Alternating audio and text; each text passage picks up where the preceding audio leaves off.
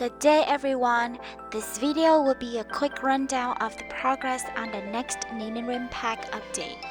The last time this pack was updated was back in 2020. The 2020 version was update 6.0. In this pack, we have an entire museum dedicated to showcasing the outfits in a total of 98 outfits. This new update will be update 7.0.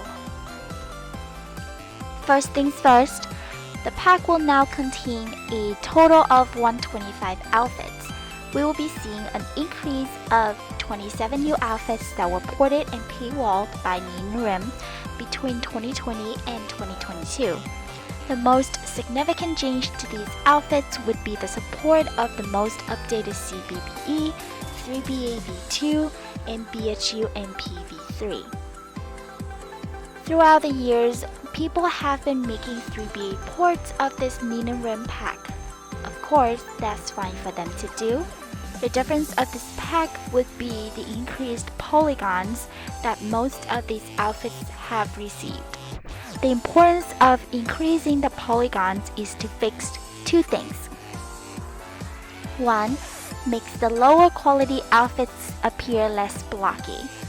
Two, allows the outfits to support the newer, larger asset-based sliders of both 3BA and BHUMP. You can see that in my cases, the increased poly provides a large improvement in the appearance of the outfits, especially for users that enjoy larger presets. In addition to the outfits themselves, the project files have the following changes. Number 1, body slide files renamed to use the Nini brackets name. Number 2, all the projects are now consolidated into one sheet data folder and one OSP file per outfit.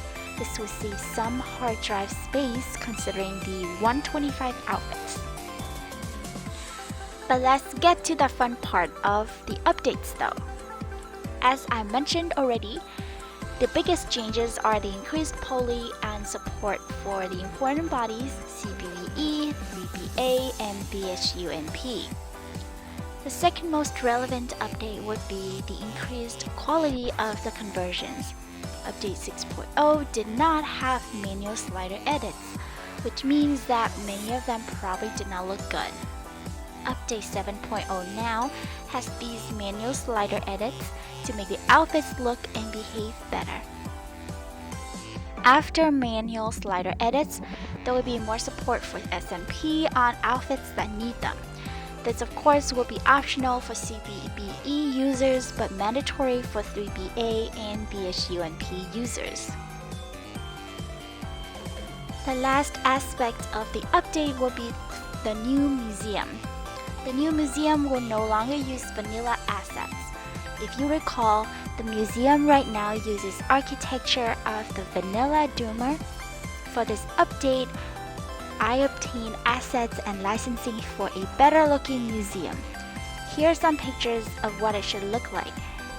You can also see here the beginning process of porting this to Skyrim. This will require custom collisions for each of the static objects. Not all of the objects you see in these pictures will be included. The museum will be retrofitted with the mannequins you guys have seen before. What you will see are new images for the outfit frames. In addition, the museum will change its location to be less intrusive in Tamriel. I have not yet decided where it will be located, but it will be much more conspicuous so as not to disturb people that prefer a more lore-friendly experience. Speaking of lore-friendly, the following changes will be made. 1. Potential removal of the custom weapons that are not Ninirim related. If the community feels strongly against this, let me know and I will keep them. 2. Removal of the entrance assets. 3. Removal of Easter eggs. 4.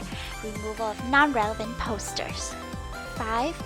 Removal of the numerous gold and gems found scattered to avoid overpowered playthroughs. 6. Removal of the custom key. I know it sounds like a lot of removals, but this decision was made to keep the experience more true to Skyrim and also save space on the textures and meshes needed for some of these assets. The biggest change to the museum, aside from the office change in its appearance, is that the museum will now be optional. The museum will now have a separate ESP for users that don't want it. Outfits will be in separate ESPs and the museum will be in its own dedicated ESP. This will be an option in the full mod installer for this new pack. And this brings me to my last change, the way ESPs are handled. In Update 6.0, everything was packed into one ESP. This caused the number of formats to exceed 2,000. The disadvantage of this is that ESP cannot turn into an ESL. The new update will now fragment the mod into several ESPs so that they each can be flagged as an ESL. I will go ahead and mention some of the downsides to this update so that users are not surprised. The amount of music inside the museum will be reduced to just 1 or 2. The new sounds will be copyright free to avoid issues. Another downside will be external mods that will for sure break with this update. This will include any third-party leveled list mods that were created for this pack. Any other mod that uses the old Ninirim pack ESP will no longer work. Apart from those caveats, I don't think there is anything else negative about this update. I just wanted to provide that full transparency. For now, I'm still going through all 125 outfits to ensure that they are all updated to the newest standards and will publish them individually. You guys can see my progress in this Excel tracker I've pinned on my Twitter. Outfits are mostly completed in ABC order. I hope you guys look forward to these changes and are patient with its entire completion. Thank you and see you guys next time. Bye!